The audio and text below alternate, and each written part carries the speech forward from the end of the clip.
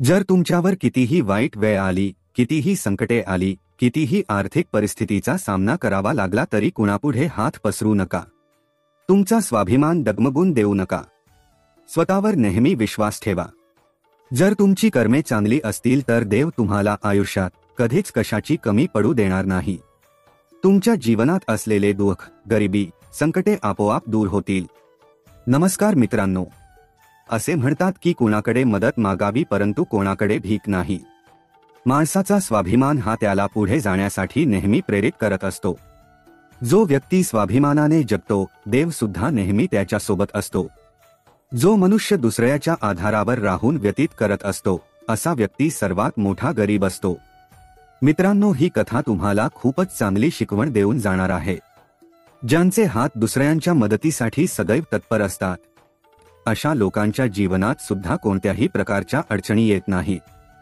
संकटाच्या वेळेस सुद्धा अशा व्यक्तींसोबत कोणी ना कोणी जरूर उभा राहत असतो. तर मित्रांनो, ऐकूया ही हृदयस्पर्शी कथा. मित्रांनो, एका नगरामध्ये एक खूपच गरीब परिवार राहत होता. त्या परिवारामध्ये नवरा बायको असे दोघेच होते. एका कच्च्या घरामध्ये ते दोघे राहत होते. तो गरीब माणूस मोलमजुरी करून त्याचा आणि त्याच्या बायकोचा पालन पोषण करत होता. अशाच प्रकारे दोघांचे आयुष्य चालले होते. काही दिवसानंतर ती स्त्री गर्भवती होते. हे पाहून तिचा नवरा खूपच खुश होतो. तो आता विचार करू लागतो की आमच्या घरात एक लहान बाळ येणार आहे. त्या लहान बाळाच्या रडण्याचे, हसण्याचे आवाज घुमू लागतील.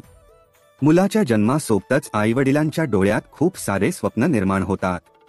ते विचार करत असतात की जेव्हा आमच्या घरी बाळ जन्माला येईल तेव्हा मोठा होऊन तो आमचे नाव मोठे करेल, आम्हाला म्हातारपणात आधार देईल, आम्ही त्याला चांगले शिक्षण देऊ, त्याला यशस्वी बनवू, तो आमच्या वंशाला पुढे चालवेल. अशा प्रकारच्या अनेक गोष्टी प्रत्येक आईवडील विचार करत असतात. मित्रांनो, काही आईवडिलांची अशी स्वप्न पूर्ण होतात आणि काही लोकांची ही स्वप्न पूर्ण होत नाहीत. काही आईवडिलांची मूल त्यांच्या आई वडिलांची सेवा करतात, त्यांचा आधार बनतात, तर काही आई वडिलांची मूल त्यांना दुःख सुद्धा देतात. काही मूल त्यांची देव समजून त्यांची पूजा करतात, तर काही मूल त्यांच्या आईवडिलांना नोकरापेक्षाही वाईट अवस्थेत ठेवतात. मित्रांनो, हे सर्व भाग्याचे आणि कर्माचे खेळ आहेत. जर तुमचे कर्म चांगले नसतील तर तुमच्या मुलांकडून तुम्हाला सुख मिळणार नाही. मुलाच्या बाबत भविष्यामध्ये चांगले स्वप्न तर सर्वजण पाहत असतात, परंतु काहीच लोकांचे हे स्वप्न पूर्ण होत असतात. तर त्या गरिबाच्या घरात आता हळूहळू तो दिवस सुद्धा येतो ज्या दिवशी त्याची बायको एका मुलाला जन्म देणार असते. तेव्हा तिचा नवरा त्या स्त्रीला हॉस्पिटलमध्ये भरती करतो. प्रसूतीची वेळ जेव्हा जवळ येते आणि इकडे तो गरीब माणूस होणाऱ्या बाळाबाबत स्वप्न सजवत असतो आणि तो याच विचारात चालला असताना अचानकच त्याला यमराजाकडून बोलावणे येते. त्याचा एका अपघातात मृत्यू होतो. नगरातील काही लोक त्या व्यक्तीचे अंतिम संस्कार करतात, तर दुसरीकडे त्याची बायको हॉस्पिटलमध्ये मुलाला जन्म देत असते. जेव्हा त्या स्त्रीला ही बातमी मिळते की तिच्या नवऱ्याचा मृत्यू झाला आहे, तेव्हा तिला खूप दुःख होते.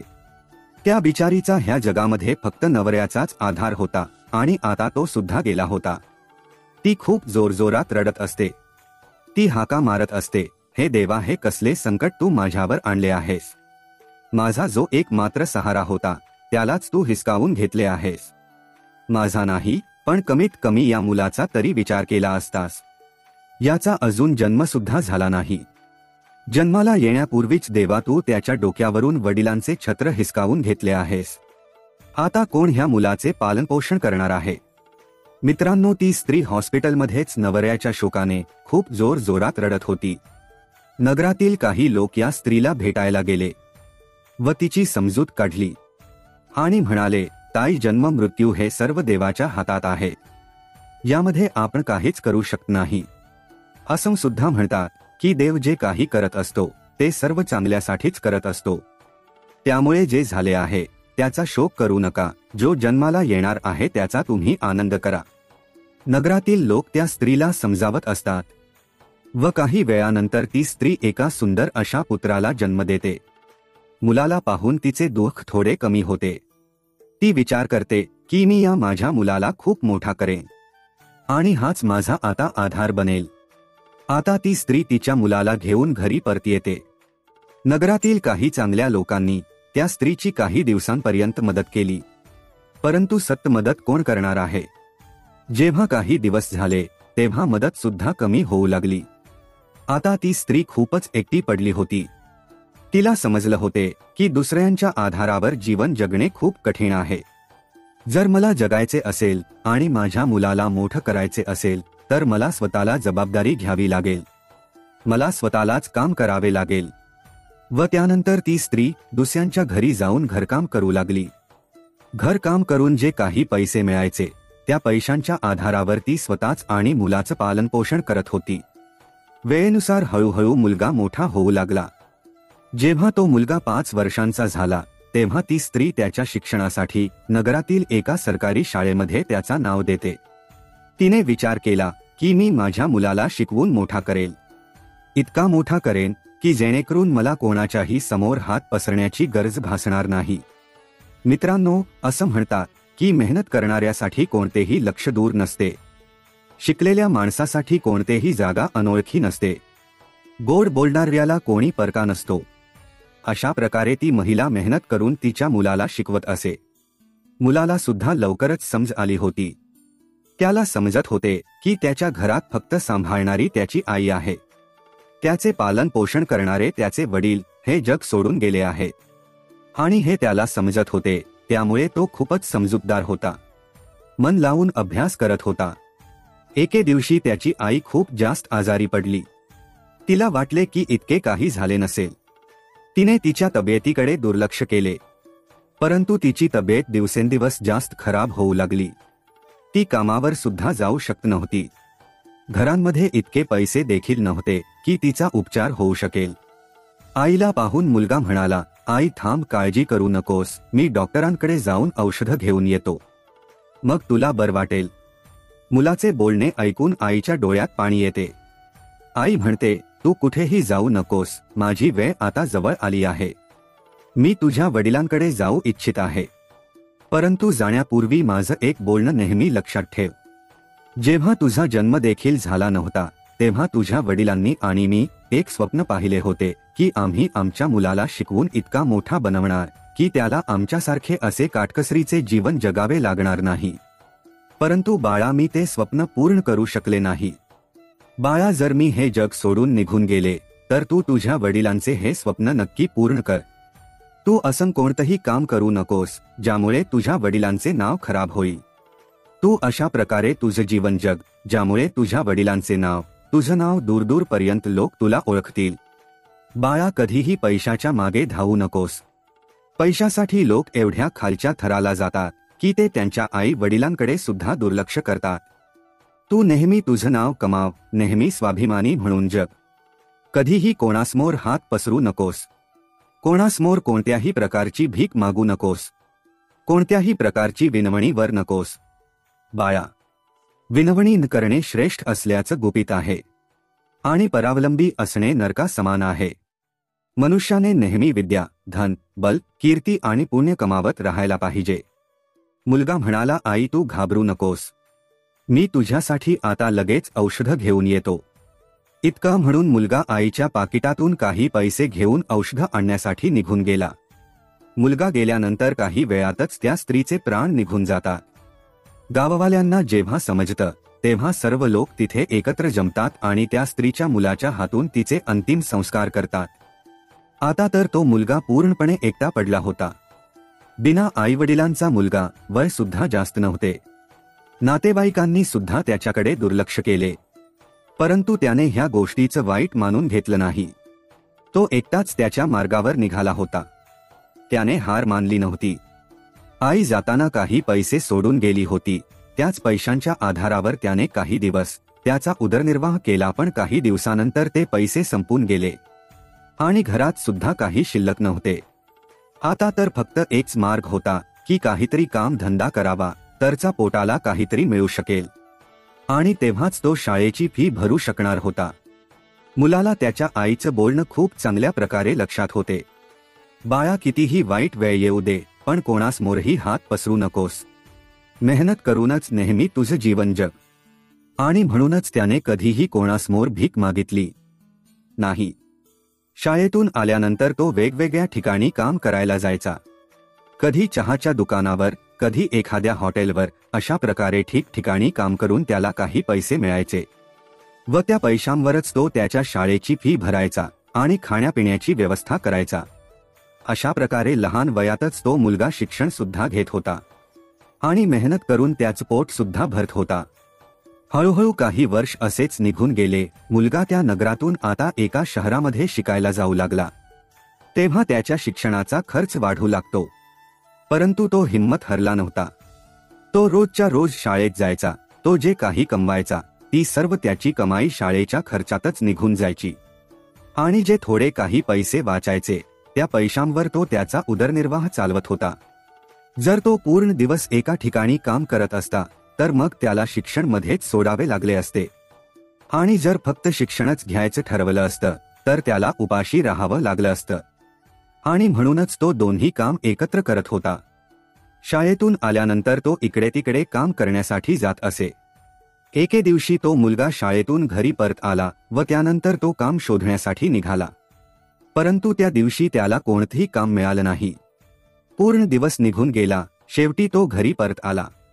आज त्याला कोणत्याही प्रकारचं काम मिळालं नव्हतं, त्यामुळे त्याला खायला सुद्धा आज काहीच मिळणार नव्हतं. त्या बिचाऱ्याला उपाशी पोटीच राहावं लागलं. तो फक्त पाणी पिऊन त्या रात्री झोपला आणि सकाळी उपाशीच तो शाळेत गेला. आणि शाळा सुटल्यानंतर जेव्हा घरी आला तेव्हा पुन्हा काम शोधण्यासाठी निघून गेला. तो विचार करत होता की काल काम मिळाले नाही, परंतु आज मला नक्कीच काम मिळेल. परंतु दुर्भाग्य त्याचा पाठलाग सोडत नव्हते. त्या दिवशी सुद्धा त्याला काहीच काम नाही. आज पुन्हा त्याला उपाशीच झोपावं लागलं. पोटातील आग आता खूपच वाढली होती. तेव्हा त्याच्या मनात विचार आला की उपाशीपोटी अभ्यास सुद्धा करता येत नाही. जर मी कोणाकडे काही खाण्यासाठी मागितलं तर माझं पोट भरू शकेल, पोटाची आग शांत होऊ शकेल. परंतु लगेचच आईचं बोलणं आठवलं की कधीच भीक मागून खाऊ नकोस, नेहमी मेहनतीनेच कमावूनच खा. मुलगा सुद्धा खूपच स्वाभिमानी होता. कोणाकडे काही मागण्याची त्याची हिंमत झाली नाही. तो विचार करत होता काहीही झालं तरी चालेल, परंतु भीक मागून मी खाणार नाही. जर मी भीक मागून खायला सुरुवात केली तर लोक मला भिकारी म्हणतील. देवाने पोट दिले आहे, मग त्या पोटाची आग शांत करण्यासाठी अन्न सुद्धा देवच देईल.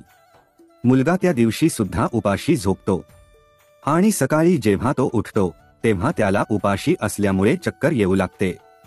त्याचं वय कमी असल्याकारणाने त्याला आता भूक सहन होत नव्हती. आज तो शाळेत सुद्धा गेला नाही.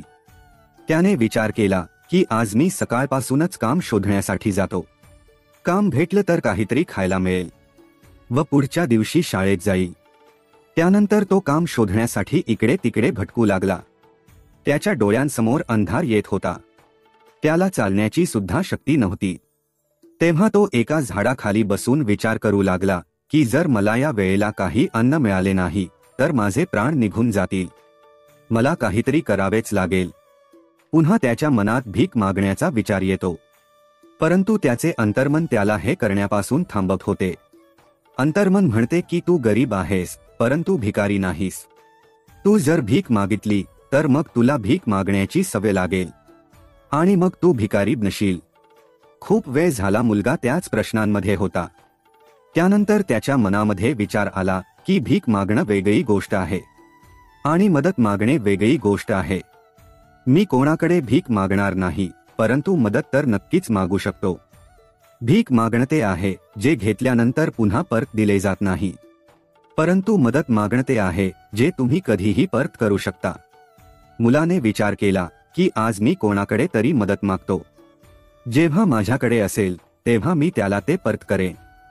असा विचार करून मुलगा उठतो आणि नगरात जातो. नगराच्या सुरुवातीलाच एक घर त्याला दिसते. मुलगा तिथे जातो आणि दरवाजा वाजवतो आणि त्या घरातून एक स्त्री बाहेर येते. तिने दरवाजावर पाहिले की एक 10 वर्षाचा मुलगा खूप उदास उभा आहे. ती महिला विचारते, बाळा तू दरवाजा का वाजवलास? तुला काही हवं आहे का? मी तुझी काही मदत करू शकते का? मित्रांनो, ती महिला सुद्धा एका मुलाची आई होती. आणि म्हणूनच तिच्या शब्दांमध्ये ममता होती. जेव्हा महिलेने विचारले की तुला काही हवं आहे का, तेव्हा मुलाच्या मनात विचार आला की मी सरळ सांगतो की मी 2 दिवसांपासून उपाशी आहे. पण त्याच वेळी त्याच्या स्वाभिमानाने त्याला थांबवले आणि तो मुलगा जेवण मागण्याऐवजी पाणी मागतो. तो म्हणतो की मला खूप जोरात तहान लागली आहे आणि म्हणूनच मी तुमच्या घराचा दरवाजा वाजवला आहे. मला एक ग्लास पाणी मिळू शकते का? मित्रांनो, परंतु ती महिला खूपच समजूतदार होती. तिने जेव्हा मुलाला पाहिलं तेव्हाच तिला समजलं की हा मुलगा खूप उपाशी आहे. ती म्हणते, बाळा तू थोडा वेळ थांब, मी तुला पाणी घेऊन येते. ती महिला आत जाते आणि तिच्या स्वयंपाक घरामध्ये काही लाडू ठेवले होते ते लाडू आणि एक ग्लास दूध घेऊन येते आणि दुधाने भरलेला ग्लास मुलाच्या हातात देते. मुलाने जेव्हा ग्लासामधील दूध पाहिलं तेव्हा तो खूपच आनंदी होतो. मुलगा मनामध्ये त्या महिलेचे आभार व्यक्त करत होता. महिलेने आधी त्या मुलाला लाडू खायला दिले आणि म्हणाली, बाळा दूध गरम आहे, तू आधी लाडू खा, जेव्हा दूध थंड होईल तेव्हा तू दूध पी. मुलगा जेव्हा त्या महिलेला पाहतो तेव्हा त्याला असंच वाटत होते की जणू त्याचीच आई त्याला दूध प्यायला देत आहे. मनातल्या मनात तो विचार करत असतो की किती चांगली आई आहे. मी फक्त एक ग्लास पाणी मागितलं होतं, परंतु ही तर दूध घेऊन आली. या आईला कसं समजलं की मी उपाशी आहे. मुलगा तिथेच बसतो आणि लाडू खातो व त्यानंतर दूध पितो. तेव्हा ती महिला म्हणते, बाळा तुला आणखी काही हवं आहे का? मुलगा विचार करू लागतो की या दुधाच्या बदल्यात मी ह्या मातेला काय देऊ शकतो. माझ्याकडे तर काहीच नाही. दूध पिल्यानंतर मुलगा म्हणतो की आई, मी तुमच्याकडे पाणी मागितलं होतं, परंतु तुम्ही मला दूध प्यायला दिलत. या बदल्यात मी तुम्हाला काय देऊ शकतो? ती महिला म्हणाली, बाळा मी तुला दूध यासाठी नाही दिलं की जेणेकरून मी तुझ्याकडून काही मागू शकेल. पुढे ती स्त्री म्हणाली, बाळा तुझा चेहरा पाहून मला समजलं होतं की तू खूप उपाशी आहेस. तुला खूप जोराची भूक लागली आहे आणि म्हणूनच मी विचार केला की तू उपाशी आहेस आणि म्हणूनच तुझ्यासाठी मी हे लाडू आणि दूध घेऊन आले. तेव्हा मुलगा म्हणाला, नाही आई, तुम्ही या बदल्यात माझ्याजवळ काहीतरी मागा. माझ्या परीने जे काही शक्य होईल ते मी तुम्हाला नक्कीच देईन. मुलाचं बोलणं ऐकून ती स्त्री विचार करू लागते, हा मुलगा खूपच स्वाभिमानी आहे. तो मुलगा सारखं त्या स्त्रीकडे काहीतरी मागा असं म्हणत असतो. तेव्हा ती महिला त्या मुलाचं मन राखण्यासाठी म्हणते, मी हे दूध तुला देऊन तुझ्यावर कोणत्याही प्रकारचे उपकार केले नाही, परंतु तरीही तू मला काही देऊ इच्छित असशील तर बाळा तू मला एक वचन दे की ज्या प्रकारे मी तुझी आज मदत केली आहे त्याच प्रकारे तू पुढे मदत करण्यायोग्य बनशील तेव्हा एखाद्या गरजूची नक्की मदत कर. ज्या दिवशी तू कोणाची मदत करशील त्याच दिवशी तू माझ्या या उपकारांपासून मुक्त होशील. मित्रांनो, त्या स्त्रीने ही गोष्ट ह्यासाठी म्हटली होती जेणेकरून त्या मुलाचा स्वाभिमान डगमगू नये आणि आनंदाने तो त्याच्या घरी जाऊ शकेल. तो मुलगा त्या महिलेचे ते बोलणं त्याच्या डोक्यात पक्क करतो. तो त्या महिलेचे आशीर्वाद घेतो आणि काम शोधण्यासाठी पुढच्या मार्गाला जातो. अशा प्रकारे हळूहळू काही दिवस असेच निघू जातात. ज्या शाळेमध्ये तो शिकत होता त्याच शाळेमध्ये त्या महिलेचा सुद्धा मुलगा शिकत होता, ज्या महिलेने त्या मुलाला दूध प्यायला दिले होते. एके दिवशी ती महिला तिच्या मुलाला शाळेत सोडण्यासाठी जाते तेव्हा तिने पाहिलं की शाळेमध्ये तो मुलगा सुद्धा शिकत आहे. ती स्त्री त्या मुलाला ओळखते. त्या महिलेने शाळेतील एका शिक्षकाला विचारलं की त्या मुलाचे नाव काय आहे. तेव्हा तिला समजलं की त्या मुलाचं नाव गणेश आहे आणि तो अनाथ आहे. लहानपणीच त्याचे आई वडील हे जग सोडून गेले आहे. हे समजल्यावर त्या महिलेला खूपच दुःख होतं. ती विचारते, जर याचे आई वडील नाही मग याच्या शिक्षणाचा खर्च कोण उचलतो? तेव्हा शाळेतील शिक्षक सांगतात, ताई गणेश खूप चांगला मुलगा आहे. तो त्याच्या शिक्षणाचा खर्च स्वतः उचलतो आणि शिक्षणामध्ये सुद्धा खूपच मेहनती आहे. तो मेहनत मजुरी करतो आणि शाळेची फी भरतो. जेव्हा तो शाळेची फी भरत नाही तेव्हा आम्ही त्याला काहीच म्हणत नाही, परंतु तो स्वतःच आम्हाला सांगत असतो की मी लवकरच शाळेची फी देणार आहे. जेव्हा त्या स्त्रीला गणेशची परिस्थिती समजते तेव्हा तिला खूपच वाईट वाटत असतं. तिला हेच वाटत असतं की तिने गणेशची काहीतरी मदत करावी. त्याचे या जगात कोणीच नाही, अशाच लोकांची तर मदत करायला हवी. आणि मग तेव्हा देवसुद्धा आपली मदत करत असतो. ज्यांचा कोणीच नाही त्यांचा देव असतो. त्या स्त्रीने विचार केला की हा मुलगा माझ्याकडून पैसे तर घेणार नाही, कारण तो खूपच स्वाभिमानी आहे. तेव्हा ती महिला शिक्षकाला म्हणाली, गुरुजी, मी जर या गणेशची फी भरत असेल तर तुम्हाला काही अडचण तर नाही ना? तेव्हा ते शिक्षक म्हणाले, ताई, तुमचे विचार खूप चांगले आहे. तुम्ही जर त्याची शाळेची फी भरत असाल तर या गोष्टीची मला काहीच अडचण नाही, परंतु गणेश या गोष्टीसाठी तयार होणार नाही. तेव्हा ती स्त्री म्हणते, मला त्या मुलाची मदत करायची आहे. तुम्ही काहीतरी करा आणि गणेशला समजावून सांगा. त्याला तुम्ही सांगा की त्याची परिस्थिती पाहून सरकारने त्याची फी माफ केली आहे. त्याला फी भरण्याची काहीच गरज नाही. मित्रांनो, ते शिक्षक सुद्धा त्या स्त्रीच्या बोलण्याशी सहमत होतात. त्यानंतर ती महिला पूर्ण वर्षाची गणेशच्या शाळेची फी भरून घरी निघून जाते. अशा प्रकारे प्रत्येक वर्षाची शाळेची फी ती स्त्री भरू लागली, जेणेकरून गणेश मन लावून शिकू शकेल. आता तर गणेश खूप मन लावून अभ्यास करत होता आणि पोट भरण्यासाठी एका दुकानात तो काम करत असे. त्या महिलेने केलेल्या थोड्याशा मदतीने गणेशचे दिवस खूप चांगल्या प्रकारे बदलले होते. अशा प्रकारे काही वर्ष आणखी निघून गेली. पुढचे शिक्षण घेण्यासाठी त्याला मोठ्या शहरात जावं लागलं. त्याने विचार केला की शहरात राहून मी एखादी छोटी नोकरी करेल आणि माझं शिक्षण सुद्धा पूर्ण करेन. या गोष्टीची माहिती त्या महिलेला तेव्हा मिळते जेव्हा ती गणेशच्या शाळेची फी भरण्यासाठी शाळेमध्ये जाते. ती महिला जेव्हा गणेशची फी जमा करते तेव्हा शिक्षक तिला सांगतात की ताई, गणेश तर त्याचे पुढचे शिक्षण पूर्ण करण्यासाठी शहरात गेला आहे. आता तुम्हाला त्याची फी जमा करण्याची काहीच गरज नाही. त्या स्त्रीने जेव्हा हे ऐकलं तेव्हा ती विचार करू लागली, काहीच हरकत नाही. कदाचित देवाने मला त्याची मदत करण्यासाठी इतकाच वेळ दिला होता. देवा, त्या बाळावर तुझी दया, तुझी कृपा दृष्टी सदैव ठेव. तो जिथे कुठे असेल तिथे त्याला नेहमी आनंदात ठेव. अशा प्रकारे ती स्त्री तिच्या घरी परताली. तिकडे गणेश शहरात जाऊन त्याचे शिक्षण घेऊ लागला. जो काही वेळ त्याच्याकडे शिल्लक असायचा त्यामध्ये तो एका दुकानावर जाऊन काम करू लागला. मित्रांनो, अशा प्रकारे 25 वर्ष पूर्ण होतात. त्या 25 वर्षांमध्ये पुन्हा गणेश त्या स्त्रीला कधीच भेटला नाही, किंवा ती महिला सुद्धा गणेशला भेटली नाही. त्या स्त्रीचा मुलगा आता एक मोठा व्यापारी बनला होता. ती स्त्री श्रीमंत होती, त्यातच मुलगा व्यापार करून मोठ्या प्रमाणात धन कमावत होता. त्या स्त्रीचा मुलगा सुद्धा खूपच संस्कारी होता. तो सुद्धा त्याच्या आईवर खूप प्रेम करायचा. एके दिवशी त्याची आई खूप जास्त आजारी पडते. संध्याकाळी जेव्हा मुलगा घरी येतो तेव्हा आईची अवस्था पाहून त्याला खूपच काळजी वाटते. तो त्याच्या आईला ताबडतोब हॉस्पिटलमध्ये भरती करतो आणि जेव्हा डॉक्टर तिची तपासणी करतात तेव्हा त्यांना कळते की तिला कॅन्सर झाला आहे. तो मुलगा डॉक्टरांना म्हणतो, डॉक्टर साहेब, तुम्ही माझ्या आईचे चांगले उपचार करा. तुम्ही पैशांची काहीच काळजी करू नका. तेव्हा डॉक्टर म्हणतात, भाऊ, तुमच्या आईला कॅन्सर झाला आहे आणि कॅन्सरचे उपचार खूप जास्त महाग असतात. छोट्या हॉस्पिटलमध्ये यावर उपचार करणे शक्य नाही. यासाठी तुम्हाला एखाद्या मोठ्या शहरात जाऊन मोठ्या हॉस्पिटलमध्ये उपचार करून घ्यावे लागतील. मुलगा म्हणाला, डॉक्टर साहेब, मी माझ्या आईसाठी काहीही करायला तयार आहे.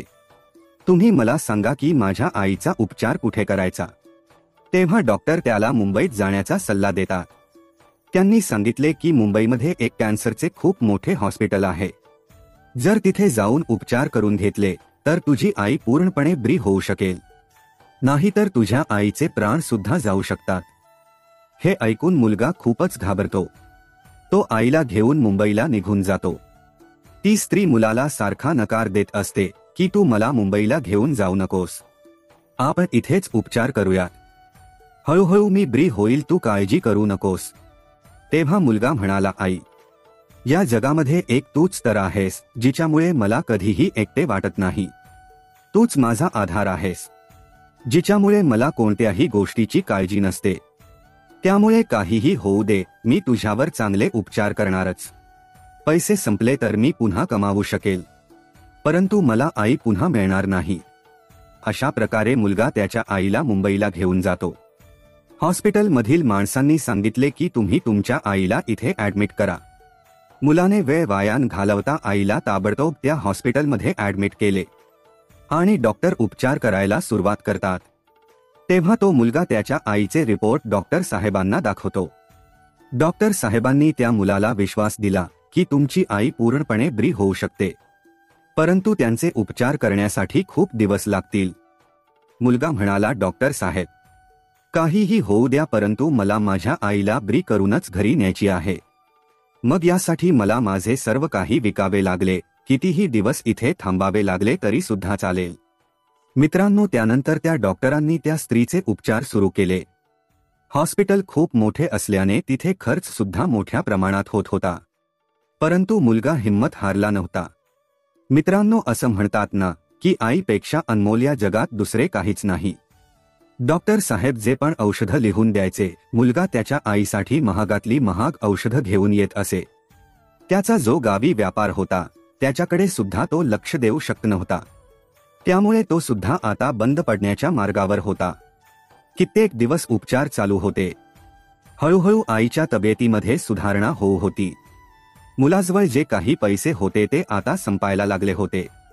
इकडे जेव्हा आईला कळते की मुलाकडे आता पैसे शिल्लक राहिले नाही, तेव्हा आई म्हणते, बाळा, तू इतकी महाग औषधं का आणत आहेस? आपण डॉक्टर साहेबांची फी कशी भरायची? कुठून आपण औषधांचा खर्च उचलायचा? तुझा व्यापार सुद्धा आता बंद झाला आहे. तेव्हा मुलगा म्हणतो, आई, तू काळजी करू नकोस, मी माझे सर्व काही विकून तुझे उपचार करेन. आई सुद्धा मुलाच्या हट्टापुढे माघार घेते. तो मुलगा त्याच्या आईचे उपचार कायम चालू ठेवतो व हळूहळू 1 महिना पूर्ण होतो.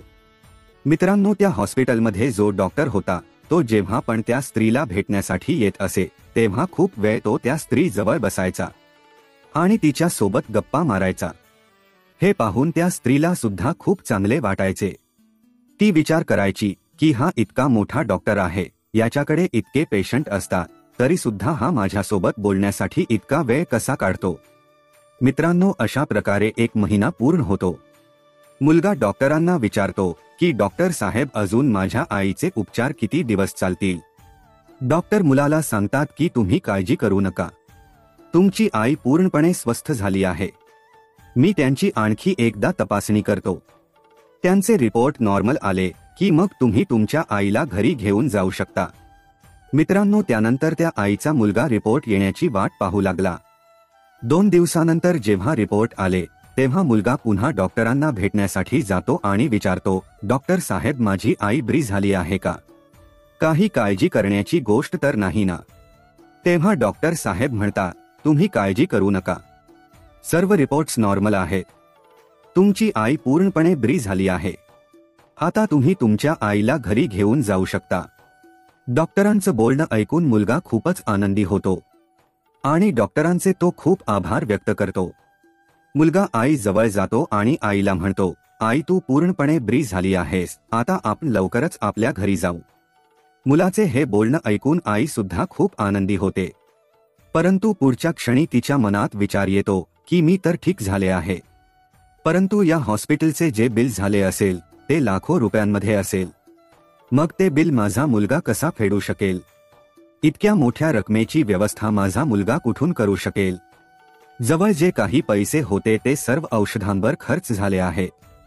आईला उदास पाहून मुलगा आईला समजावतो आणि म्हणतो, आई, तू उदास होऊ नकोस, मी माझं सर्व काही विकून हॉस्पिटलचे बिल देऊन टाकेन. घर पैसा नंतरही कमवता येईल. मुलगा त्याच्या आईला खूप समजावत असतो, परंतु आई तर आई असते, तिला तिच्या मुलाची काळजी जर वाटणारच. आई विचार करते की जर माझा मुलगा सर्व काही विकेल मग तो पुढे त्याचे आयुष्य कसा जगेल, याच्या भविष्याचं काय होईल. जेव्हा पुढच्या दिवशी आईच्या डिस्चार्जची वेळ असते तेव्हा हॉस्पिटलमधील एक कर्मचारी एक कागद घेऊन त्या आई आणि मुलाकडे येतो आणि त्या मुलाला म्हणतो, डॉक्टरांनी तुमच्यासाठी हे बिलाचे पेपर पाठवले आहे, तुम्ही हे बिल व्यवस्थित वाचून घ्या व त्यानंतर हे बिल तुम्ही देऊन तुमच्या आईला घरी घेऊन जाऊ शकता.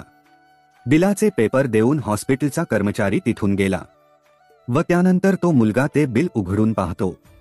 तो विचार करत असतो की माहित नाही किती बिल असेल. मुलाला काळजीत पाहून आई सुद्धा टेन्शनमध्ये येते. आई एकदमच मुलाच्या हातातून ते बिल उघडून पाहते. इतक्यात हॉस्पिटलमधील सर्वात मोठे डॉक्टर, ज्यांनी त्या आईचे उपचार केले होते, ते सुद्धा तिथे पोहोचतात. आईने जेव्हा बिल उघडून पाहिले तेव्हा त्यामध्ये एक छोटासा कागद होता. त्या कागदावर लिहिले होते, आई, तुम्ही तुमचे बिल तर 25 वर्षांपूर्वीच फेडले आहे, जेव्हा तुम्ही एका 3 दिवसाच्या उपाशी मुलाला लाडू आणि दूध प्यायला दिले होते, आणि कित्येक वर्ष तुम्ही त्या मुलाच्या शाळेची फी भरली होती. ती चिठ्ठी वाचून आईच्या डोळ्यातून पाणी येऊ लागते. मुलगा आईला विचारतो, आई किती बिल झालं आहे? तेव्हा आई ती चिठ्ठी मुलाकडे देते. मुलगा जेव्हा चिठ्ठी वाचतो तेव्हा तो सुद्धा हैराण होतो. मुलगा त्याच्या आईला विचारतो, आई तू डॉक्टर साहेबांना आधीपासून ओळखतेस का? तेव्हा आई म्हणते, बाळा, मी डॉक्टर साहेबांना आधीपासून नव्हते ओळखत, परंतु आता मला समजले आहे की डॉक्टर साहेब कोण आहेत. बाळा, 25 वर्षांपूर्वी जेव्हा तू खूप लहान होतास तेव्हा तुझ्याच वयाचा एक मुलगा भर दुपारी आपल्या घरी आला होता. तो उपाशी होता. त्याने माझ्याजवळ एक ग्लास पाणी मागितलं. मी जेव्हा त्या मुलाला पाहिलं तेव्हा मला समजलं की तो उपाशी आहे. तेव्हा मी स्वयंपाकगृहात गेले. स्वयंपाकगृहात दुसरे काहीच नव्हते, परंतु तिथे दूध आणि लाडू होते. मी त्याला तेच खायला दिले. तो कित्येक दिवसांपासून उपाशी होता. त्याने दूध आणि लाडू खाल्ले, परंतु तो खूपच स्वाभिमानी मुलगा होता. तो मला म्हणाला की आई तू माझी आज भूक भागवली आहेस, परंतु तुझे मी हे उपकार कशा प्रकारे फेडू? तू माझ्याकडे काहीतरी माग. तेव्हा मी त्याचं मन राखण्यासाठी म्हणाले, बाळा, ज्या प्रकारे आज मी तुझ्या वाईट काळात तुझी मदत केली आहे, त्याच प्रकारे जेव्हा तू मोठा होशील, मदत करण्याच्या लायकीचा होशील, तेव्हा तू सुद्धा कुठल्यातरी गरजू व्यक्तीची मदत कर. मला काय माहित होते की ज्याला मी दूध आणि लाडू खायला दिले होते तोच मुलगा 25 वर्षानंतर इतका मोठा डॉक्टर बनेल. लोक तर आज खाऊन उद्या विसरून जातात, परंतु त्या मुलाने माझे ते छोटेसे उपकार अजूनपर्यंत लक्षात ठेवले आहेत. मला अजूनही आश्चर्य वाटत आहे की तो मुलगा म्हणजे माझ्यावर उपचार करणारे हे डॉक्टर साहेब आहेत. मित्रांनो, इकडे आई आणि मुलगा बोलत होते तर दरवाजाच्या बाहेर डॉक्टर साहेब त्यांचे बोलणं ऐकत होते. त्यांच्या डोळ्यांमध्ये पाणी होतं आणि लहानपणीच दृश्य त्यांच्या डोळ्यासमोर होते, जेव्हा ते उपाशीपोटी त्या आईजवळ पोहोचले होते. डॉक्टर साहेब पुढे येऊन त्या आईचे चरण स्पर्श करतात आणि म्हणतात, आई, मी तो छोटासा मुलगा आहे ज्याच्या स्वाभिमानाची तुम्ही रक्षा केली होती. तुम्ही जे काही म्हणाला होता ते तुमचे शब्द अजूनही माझ्या कानामध्ये गुंजत आहेत. मी तुमच्या त्याच शब्दांना माझे संस्कार बनवले. मी माझ्या आयुष्यात खूप दुःख पाहिले आहे, कधीच मी माझी हिंमत हरलो नाही. मी तुमचा खूप मोठा कर्जदार आहे. जर तुम्ही माझ्या शाळेची फी भरली नसती तर मी आज इतका मोठा डॉक्टर बनलो नसतो. हे तुमचेच उपकार आहेत. आई, मी तर तुम्हाला त्याच दिवशी माझी आई मानले होते ज्या दिवशी तुम्ही तुमच्या ममतेच्या सावलीमध्ये बसवून मला लाडू आणि दूध दिलं होतं.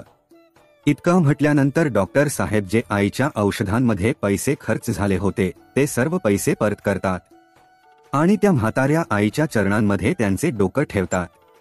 ती आई डॉक्टर साहेबांना आपल्या जवळ घेते.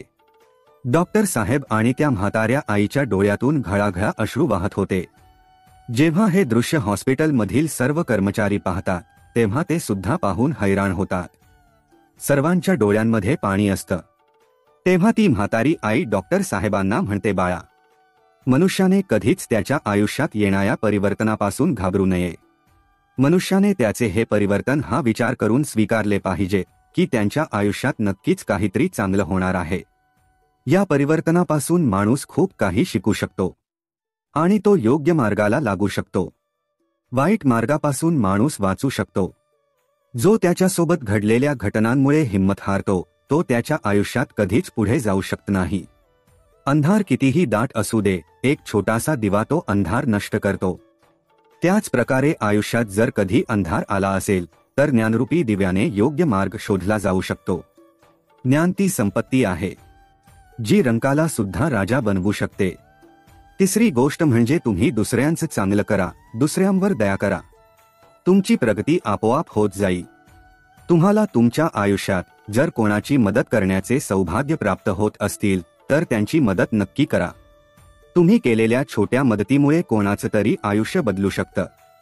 तुम्ही दिलेलं योगदान एखाद्याला वरदाना समान आहे. संकटाला तू घाबरू नकोस. जेव्हा एक मार्ग बंद होतो तेव्हा 10 मार्ग खुले होतात. संकटांमधूनच मनुष्याला अनुभव मिळत असतो आणि हा अनुभव खूप मौल्यवान असतो.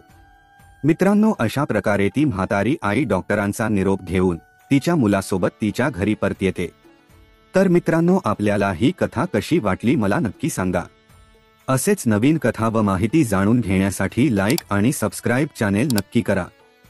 श्री स्वामी समर्थ.